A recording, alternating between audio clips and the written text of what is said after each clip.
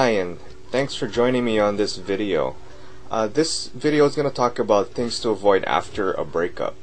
I think there are just a certain amount of things or a couple of things that you really need to avoid after going through a breakup, and that's what we're going to be covering here. One of the first things you should avoid after a breakup is contact. I know that sounds kind of rough, but after a breakup, really both sides need some time to heal and to think and to try to figure out where they went wrong and what things they can work on. So I think one of the most important things to do is to avoid contact. Calling, sending numerous emails, showing up uninvited, that doesn't really bode well, especially if your ex really wants some time away and just needs some time to think for themselves. So just in general, just avoiding making too many phone calls, sending too many emails, and just showing up at all hours of the day or night, probably not a good thing.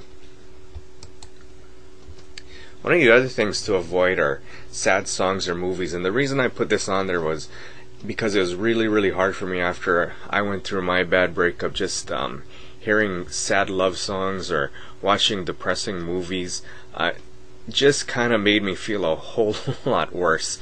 And I don't know if you're the same way, but I know that most people that I know are kind of the same way. And flipping on the TV and seeing a sad movie about a couple breaking up really doesn't make me feel a whole lot better about my situation.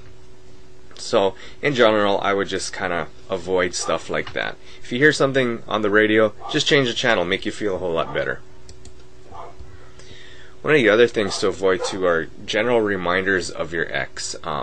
At least for the time being, you might want to avoid reminders of your ex, and that just might be their favorite TV show, or it might be their favorite restaurant, or maybe even a restaurant that you both would always go to that you liked. Those kind of places always tend to stir up and conjure really bad emotions, especially after a breakup. I know for me, there was a restaurant that we would always frequent at least once a week, and going there just kind of reminded me of my ex, and it just made me feel horrible while I was there, and it took me a long time until I could actually go back there. And if this is the same thing for you, perhaps for now you might just want to think about avoiding those kind of places, or avoiding reminders of your ex that might start to stir up stuff like that for you. And the biggest one, I think, is excessive alcohol use. Avoid excessive alcohol to feel better. A lot of times people use that excuse that they're going to just have a few drinks just to ease the pain. And it's okay to occasionally have a couple of drinks, but if you're using it every day just to fall asleep, probably not a good thing. And I say that from experience, because I was at a point where I was drinking a little bit too much, probably a six-pack a night just to fall asleep and to feel better. And it really didn't do a whole lot for me except put on some extra weight, and actually made me feel a whole lot worse. So speaking from experience, I'm just recommending that you avoid excessive alcohol use for the time being, if you're doing it to feel better or to wash away the pain. And the last thing I want to tell you is to keep your chin up.